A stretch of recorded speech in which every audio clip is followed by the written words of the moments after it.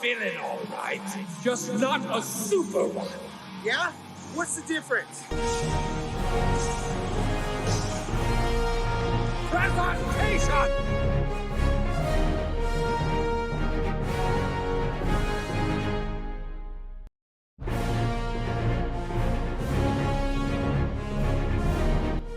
Hello, everyone, and welcome back to the Multiverse Fan Cast. Don't forget, if you guys are listening to us on the go, you can find us on Podbean, Apple Podcasts, Spotify, iHeartRadio, basically anywhere you get your podcast. And if you guys are watching on YouTube, make sure you guys like, comment, and subscribe to the channel for more completely mediocre content. As always, I'm one of your hosts, Paul. With me via the Zoom studio is Ronnie. Ronnie, how are you today?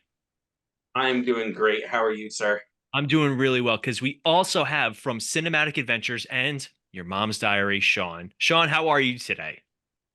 Just dandy, Paul. I'm really excited for the invite to this episode. Thank you. Well, actually, fun fact: we recorded an episode of Cinematic Adventures before this, and he just didn't leave the Zoom chat, so it's been. You didn't exit out. It's not my fault. I just wanted to keep the same thing going. Yeah, but you're here now, and we're super excited. And in all honesty, Sean was actually very excited to be on this episode because we're going to talk about, I guess, one of his favorite movies.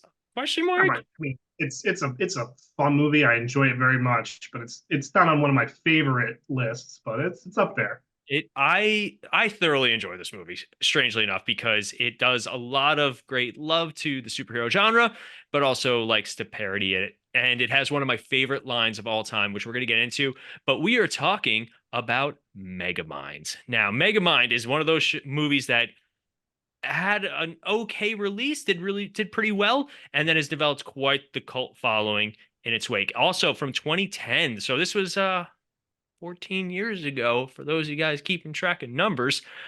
Wow. All right, so let's go. Initial thoughts on Megamind. We're gonna go with Ronnie first. Ronnie? Quite a surprise. It's kind of one of those, what are we exactly going to have with this? Because again, it was, like you said, 2010, so it was like right at that pick of big superhero movie time and everything. And you come up with a animated superhero genre movie with a lot more comedy in it than at the time we were used to. But it was quite the surprise. Great casting, great voice acting and everything. Overall, beautiful. Sean? To tack on what Ronnie just said, it's definitely a good surprise of a movie. It's DreamWorks. It comes at the tail end of the Shrek franchise, pretty much ending. Kung Fu Panda, I think, was coming out around the same time. So DreamWorks was trying to, find their way what their next big franchise was going to be. And it also comes out at, 2010. We're right at the beginning of the MCU. We're 2 years into the MCU, so it made sense that they were going to spoof, the superhero genre, and I think they do it hands down. Really great job, doing that. And we'll get into a lot of the funny references later on, but very, very fun movie. Absolutely.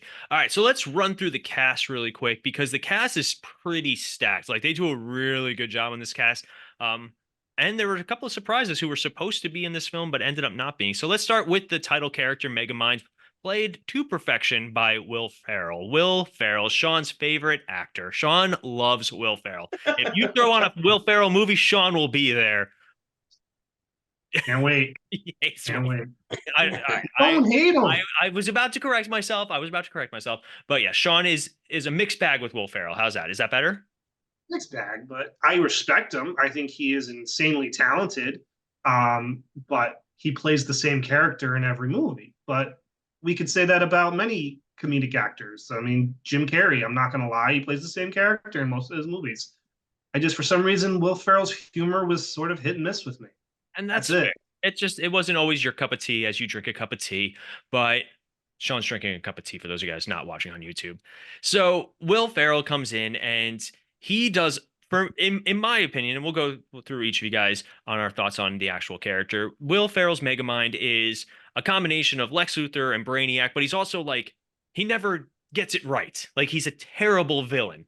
But you watch the movie and you kind of understand how he got to where he gets. Like they show the flashbacks and stuff like that.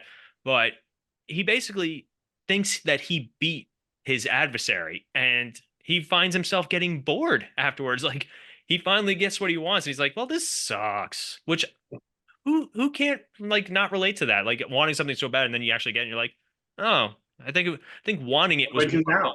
Yeah, what do I do now? It was the chase that was way more fun. But Will Ferrell brings a lot of likability to the character. He does bring the over the top nature to life, and he's a good choice for that. They originally wanted Robert Downey Jr. as Megamind. They wanted Robert Downey Jr. and then they also wanted Ben Stiller.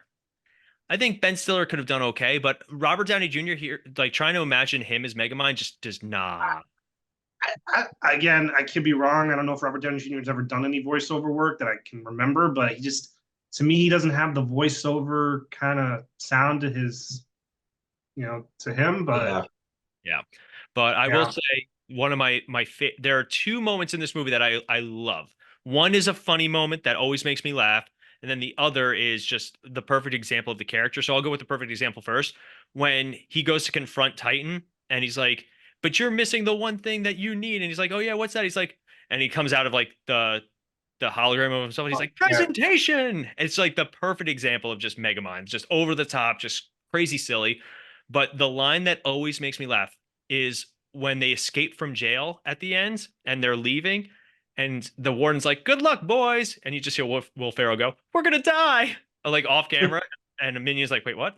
I don't know why, but just it's the I always like when something happens off camera. I always think it can be done really funny, but it's just the delivery and just, "Hey, good luck, we're gonna die." Like I don't know, it just always makes me laugh. Yeah. Just So for me at the beginning when he's reminiscing about his parents and his dad is saying like the important things to him, and then his capsule closes and he goes, "Didn't quite get that part." Yeah. that last part. But Sean, what are your thoughts on Will Ferrell's Megamind, the character, I, not the movie? I just think he works perfectly well with what the character's supposed to be, that over the top um, guy that just can never get anything right. I mean, I think it fits Will Ferrell's voice to a T. Um, I actually didn't know it was. I think the first time I watched it, and I'm like, "Who is this?" Like, the voice just wasn't sounding to me, and I'm like, "Who is this?" And then I find out it's Will Ferrell. I'm like, "Oh, okay." Right. And does a good job, and he's quite funny. I mean, the character I thought was well done, and he does fine for what it is. Ronnie? I agree with Sean. Will Ferrell does a great job with it. Because he just has that distinct voice. But he can also change it up a little bit. Like Sean was saying, was he didn't realize it was him until a little bit further along after him talking. And then you kind of got, the way he talks into it. But yeah, I mean, Megamind is a great character in this. I love he was kind of a spoof the whole time on the villains in superhero genres, with always having the same, traps or different things like that, to lure out Metro Man in the beginning. And what's her face? The reporter was like, "Oh, this is what you're gonna do. This is what you're gonna do," and he's like, "How'd you know?" And then It was just the spider drops down. the spider. Yeah. What She's like, Spider's "Oh, new. that's new." He's like, "Yes, yes, it is new." it is. Speed air. I also like that he mispronounces so many things, and that's also what Everything. catches him in the end. He's like, "There's only one person who calls this place Metrocity." Yeah. But There are so many good little things that he says throughout this movie. I love the his Godfather impression of Brando. Yes. When he's trying to, and he goes like, "Unfathomable, unfathomable, without fathom." I love it yeah, because any kid who's watching this movie doesn't get that. Like, doesn't get that that's a Brando because Yeah. Brando played Jarrell. I mean, like, that is clearly to us. That is clearly to the true, like, our age, older fans who really know the backstory of Superman and stuff like that. well, this movie does a great job at balancing the adult humor and the kid humor. We always say that the best movies are the ones that appeal. Like if you're doing a family friendly movie, it's something that appeals to the kids, but then there's little things for the parents. When we did our episode of Cinematic Adventures on Quiet on the Set, and we talked about it, it's a very fine line from being just crass and inappropriate in a kids movie or TV show between being like just something for the like Shrek does a really good job with it, where it's like, hey, this is kind of the humor for the adult. Like they during the Robin Hood song in Shrek, like they cut off him wanting to get laid. Like, but like all the adults are like, ha, ha, ha, ha. But the kids are like, oh, this is a fun little song and number and all that stuff. So this movie's another good example of doing a really good job at balancing some of the kid humor, but also things for the adults. And the Jarrell, Space Dad parody is a perfect example. So going down the list, next billing, even though he's barely in the movie, is Brad Pitt as Metro Man. I thoroughly enjoyed Metro Man. I think that making him kind of like they literally make him look like Elvis, including like tassels and stuff like that. And then he goes to his career in music, even though he's really bad at it. I really enjoyed the idea of Metro Man. Like he's the Superman parody. But he's also bored with his life. Like he's like, I keep like it's the same thing every day and every week. And then Roxanne's gonna get captured and Megamind's gonna do this. And like, so he fakes his own death to become a country singer, which is hilarious. And I like Brad Pitt. Brad Pitt brings a lot of gravitas. And the funniest part is when Megamind is pretending to be Metro Man, and it's Brad Pitt being Megamind pretending to be Metro Man. And it's actually, it does a good job, surprisingly. Yeah. Even though I would like to point out the fact that Metro Man, when he's disguised as Metro Man, he still has the same voice, but when he's disguised as Bernard, he has his voice, but it's because it's Will Ferrell and he needs to get billing. So I enjoyed Metro Man. Again, he's only in like 15 minutes of the movie total, but he does what he's supposed to do. Ronnie, what are your thoughts on Metro Man? Yeah, again, like you said, he kind of just served his purpose. It wasn't supposed to be a movie about the superhero winning. It was supposed to be something we haven't really ever seen before, quote unquote. With the villain winning, and getting to live on while the superhero dies. So again, he was in it 15 minutes. I think he got second billing just because it's Brad Pitt and he's at the time the second or even the top name on the cast list. So they probably just threw him second billing just to get the people to come because it's Brad Pitt. Yeah, that's fair. Sean? Yeah, I agree. Brad Pitt, 2010, big name. So clearly it's like a cameo performance in a way. Yeah. I love that he is, as you said, Paul, he's patterned after Elvis. He looks like Elvis. They turn him into, was he a music man? Music Man. Yep. And, So he had to change his logo. yeah, and it's just, I mean, you feel for the guy as well because he's just like, I never asked to be this superhero. It was just kind of, forced onto me. I mean, and it's not what I want to do with my life. And it's a funny take on it. And I really, again, much like Will Ferrell, I just think his voice works. Mhm. And that's another thing about doing animation. It's like trying to find these voices.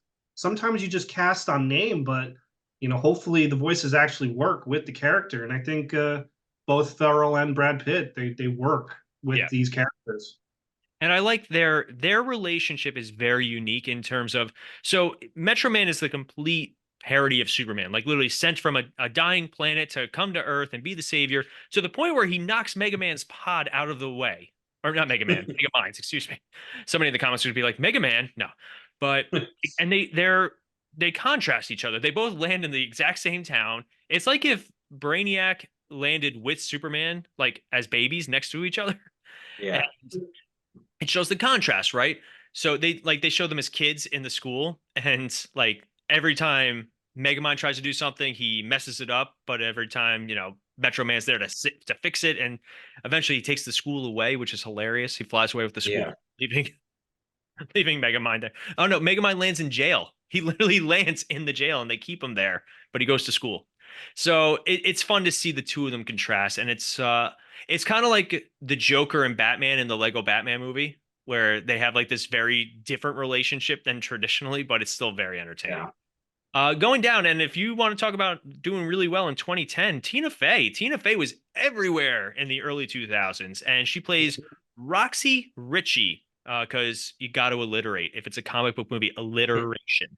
And she's the parody of Lois Lane. She's the love interest who, she's all about Metro Man, but he's kind of like, I'm just here. I'm just here to do the thing.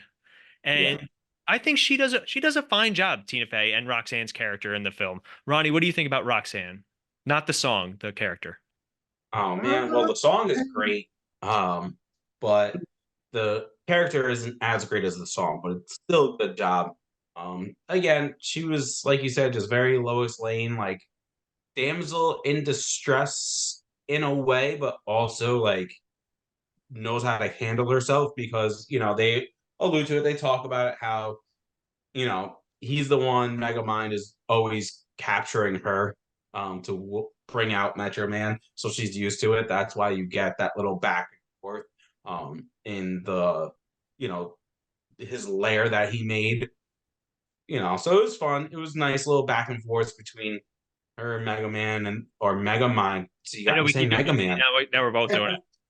Yeah, between Roxanne and Megamind, as well as between her and Hal slash we later know him as Titan. We're gonna talk about that in a second. But Sean's giggling in the corner, so Because I'm thinking of scenes from this movie and I'm laughing because it's just they really what scene were you thinking of that's making you laugh? the opening scene where she gets kidnapped and then she's in the chair and she goes, "Guys, you're both beautiful. All right, can I go home?" Yeah. Like Yeah. she's just like she's done with it. She's just like, I want no part of the two of you because it's just going back and forth. But my favorite is after Metro Man supposedly dies and he's in his secret lair. And she goes, "Hey, I found Megamind's secret lair." And he goes, "How did you find my secret lair? There's a sign here that says Megamind secret." Oh, yeah, they do some good stuff. Like, again, this movie's very clever, and the script is so solid, and that it's only made better by the cast that get to play around with it. Because Will Ferrell is famous for more kind of ad libbing and stuff, and with animation, it's hard to ad lib because they have to like the movie Aladdin. It was famous for they started to get really frustrated with Robin Williams because they had to keep reanimating all of his different takes. But I love it, and I think it works out well. Now, here's another guy who, if you want to talk about 2010s, Jonah Hill was everywhere in the 2010s. And oh, Sean just rolled his eyes so hard. I like Jonah Hill. I think there was a little bit too much Jonah Hill at one point, but I think I'll give Jonah Hill his kudos as an actor. He's an Academy. Did he win an Academy Award? He was just nominated. He was nominated. No, he's a fine actor. He's really built himself into a really good actor. I just can't stand him. Like, he just is one of those guys for some reason. I love him in he's a Will Ferrell for you. Oh, there you go. I like Will Ferrell more than I like Jonah Hill. Let's put it that way. Oh, wow, big statement. But I really like Jonah Hill, and This Is the End, where he plays like he plays himself, but he's like super kind and just a sweet person and just like the nicest guy. And it's funny. But in this movie, he's playing Hal Stewart, which is a fun parody of Hal Jordan and Jon Stewart. And he's the cameraman who's in love with Roxy, who accidentally gets hit with the DNA from Metro Man, which sounds really inappropriate when I say it in that regard. Gross. But he got shot with it. Yeah, doesn't he get shot right in the nose? I'm pretty sure. The pellet goes like up his nose or something like that. If it was Metro Man's DNA, wouldn't it have impaled him and gone through him? All right, that's a Clerks conversation, and we're not that R-rated at this point in our lives. But no, Megamind puts it in a capsule, and shut up, Sean. So he gets a tin, and it just his head will blow up. Gross. For those of you guys who don't know what we're talking about, please watch the movie Mallrats, and let us know what you think in the comments below about how that situation would happen. Anyway, so I do like how he was supposed to be called Titan, like Titan, but they misspelled it because it's Megamind. What is it? What does he say? Olo instead of Ola. Olo, yeah. Olo, but Olo. It's again. We didn't even address the fact that the movie actually starts with the shot from the end where he's falling and which is great. But Jonah Hill's there. He does what he's supposed to, and he's there to be annoying. He's there to be like, not everybody. Again, this movie does a good job at being like, hey, just because you're supposed to do this thing doesn't mean you have to do this thing. Or just because you seem like the best person for it doesn't mean you are the best person for it. And it's a lot of nurture versus nature and stuff like that. It's a surprisingly deep movie, but basically Titan gets these powers and he becomes an even worse supervillain than Megamind. Yeah. Like to the point where he like does pretty much kind of take over the whole town afterwards. But whatever, He does as much damage as Superman and Zod Batman. in the Man of Steel. all right, you keep jumping at Man of Steel and all that and all that. I'm not jumping at it. I'm just saying, Godzilla got, a hero's welcome, and Superman got screwed there.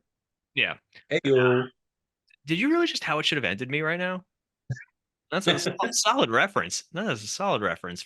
For those of you guys who don't know, How It Should Have Ended is a great series on YouTube where it shows how these movies should have ended, and that was one. How Godzilla should have ended was he destroys the entire city, gets lauded as a hero, and Superman's like, "What the hell?"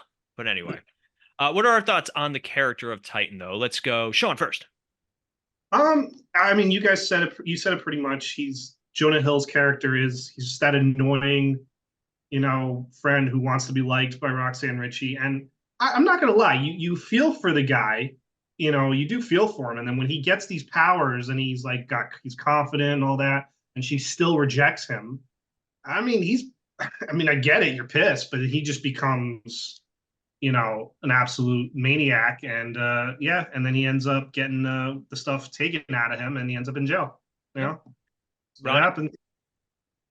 Yeah, I mean, you guys said it all. Again, it's it kind of reminded me a little bit of wow, I'm drawing a complete blank right now. Michael Cera's character in wow, I can't think right now. I had all this time to think and I can't even think. Well, this sucks. Not editing this what out. was the movie they did together?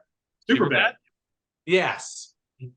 There we go. Yeah. Hal Stewart kind of reminds me of Michael Cera's character, where he's like, he wants like the girl, the it girl or whatever, but he's just this little nerd kind of guy. That's kind of what this reminded me of, and then obviously he gets powers and uses them for all the wrong reasons, like you guys said, instead of using it for good. Because again, Megamind created, Titan to become a hero, so Megamind had someone to fight and go up against, but he still does, but in the opposite way. Moving down the list, we have David Cross as Minion. Minion's a fun character. He's, the genetically altered fish best friend.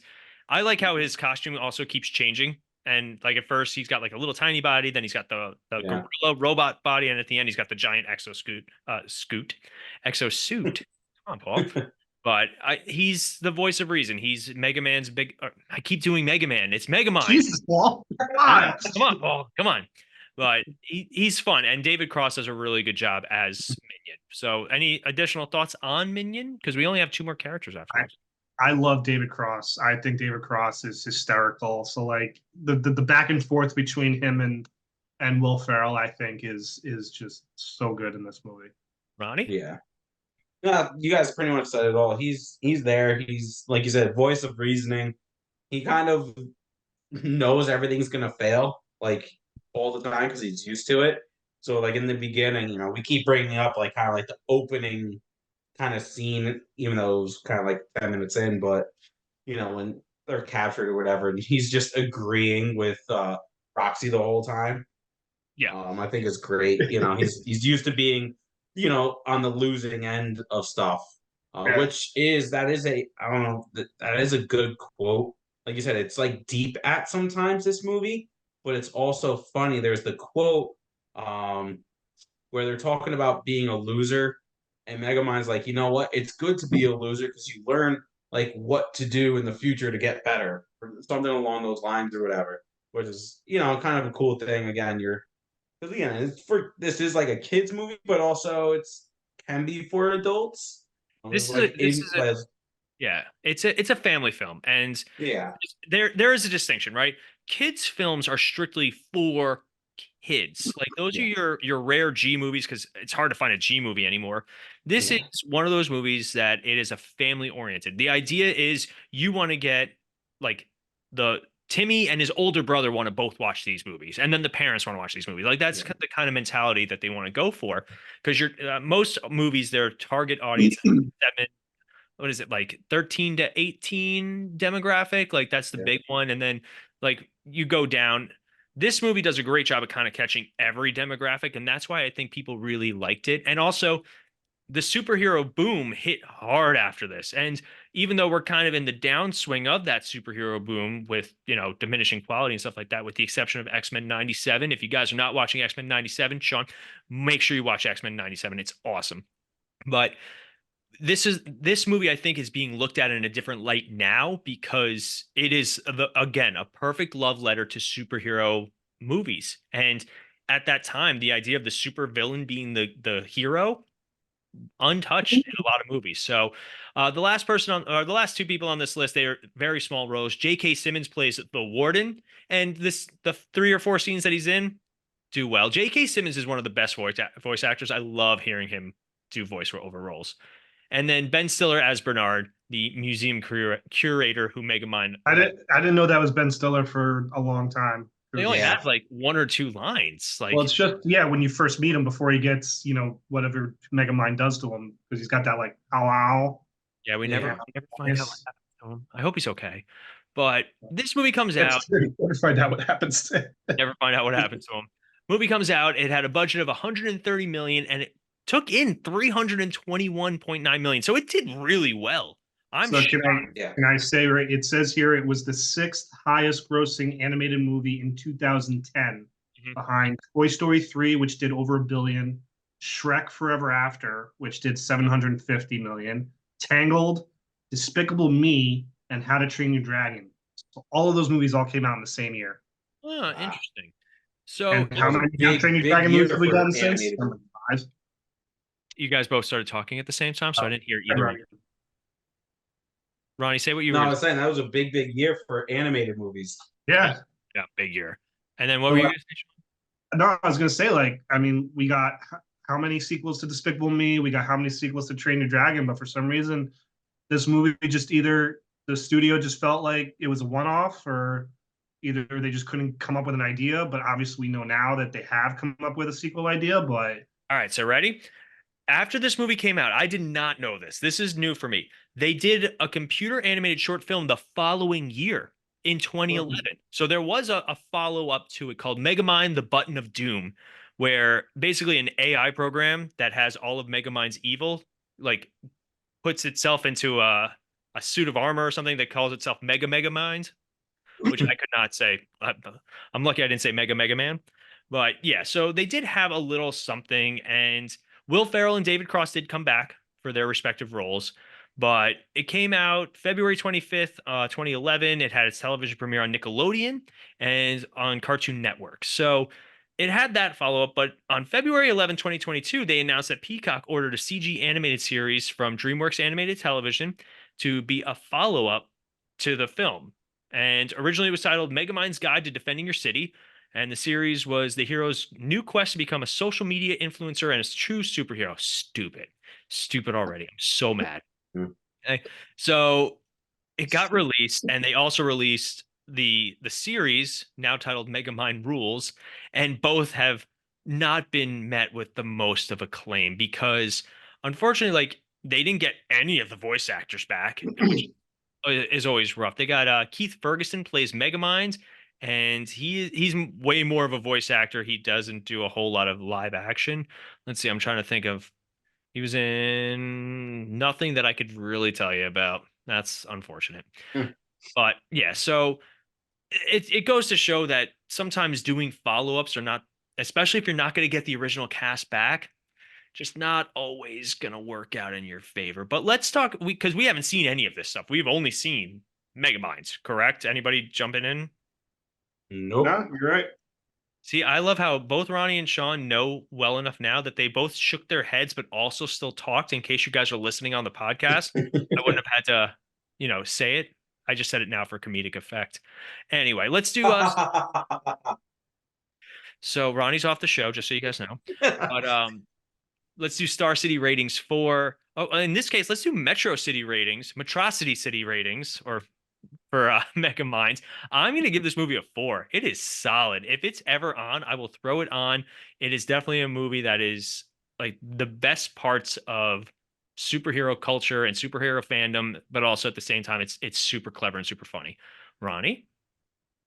I'm gonna give it a 4 as well. You know, it just hits all the beats. You know, the parody and that it does with superhero films, but also not relying on it too much. Is a good thing. And then again, I think the casting for this was really good. I mean, it's I'm a big Will Ferrell fan, unlike Sean. Um, you know, I'm a big Jonah Hill fan, unlike Sean. Uh, but even like Brad Pitt, even though he's only in it for like 5 minutes, you know, it's I'm a still Brad Pitt Brad fan, Pitt. Ronnie. How about that? I'm a, it did a good job with casting. And like I said, the animation, I just love the way DreamWorks does animation. I think they're probably the best in the game because everything they do is right on point. But yeah, overall, I give this movie a 4. All right, Sean. I'm going to give it a 4 as well. It really has turned into one of those movies. If I find it playing somewhere, I'll sit down and I'll watch it for a little while. I love the storyline is great. The characters are great. Voice acting is superb. The music in the movie is great. I mean, the choices of songs are just hilarious points. It really has become one of those enjoyable treats that, I may not sit through the whole movie, but I'll catch a scene here, a scene there, and I laugh. I mean, it does not fail, as you will see on this video. I laugh throughout this movie. It is one of those good laugh films. I'm gonna edit every shot of you smiling and laughing out, and nobody will That's ever know. fine. I'll never know. Yeah, they'll never know. But that's my evil plan. That's like just like how Mega Man had like the most mundane evil plans. That's mine. Edit Sean out so nobody knows he's smiling. Mwah. Mwahaha, indeed. Or you just edit the episode that says I like Will Ferrell all the time. It's just a really bad dub each time. Just like Sean's like talking. I love Will Ferrell. I love Will Ferrell. I love Lamp. Anyway, so we want to hear what you guys have to say. So make sure you guys leave a comment down below, whether you're listening on the go or you're watching on YouTube. Leave a comment. Let us know what your thoughts are on Megamind, where it stands. If you've seen any of the sequel stuff, also let us know what your thoughts are, because obviously we can't offer an opinion because we have not seen them. But if you guys are looking for more of our content, make sure you guys check out our website, themisfitfaction.com. We're also on all the social media. Normally we do Fan Feedback Friday, but A, at time of recording, Facebook's not working for some stupid reason. B, this week's Fan Feedback Friday is a little bit more interactive, so it's a lot of different answers. So make sure you guys check that out every Friday between 8 a.m. and 9 a.m. Eastern Standard Time, usually, sometimes, almost all the time. We have Fan Feedback Friday, so make sure you guys check it out. We're also on Instagram, Twitter, TikTok, all those different social medias, so make sure you guys take a peek there. And always like, comment, subscribe, all that stuff. It really helps the show. But I think that is going to wrap us up for today. As always, I'm Paul. I'm Ronnie. And I'm Sean. And we'll see you guys, or excuse me, we'll be back in a flash. Yeah. I'm struggling. Good luck, fellas. We're gonna die.